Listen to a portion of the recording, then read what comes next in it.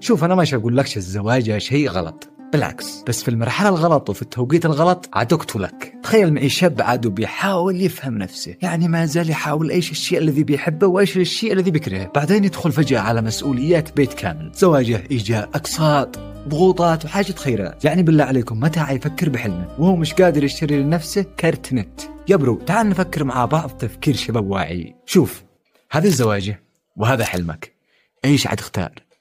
لا لا لا لا، خليني أفهمك علشان تختار صح.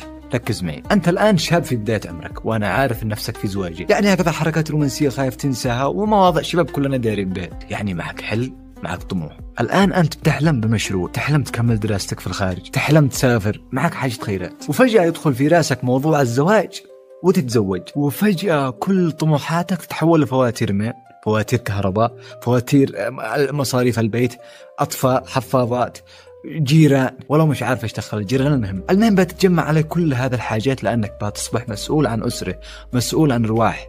ولا تقول ليش أبي بيصرف، لا، أنت رجال ضروري تتحمل المسؤولية وتتحمل مسؤولية زواجك، وحتوفر كل الاحتياجات غصبا عنك.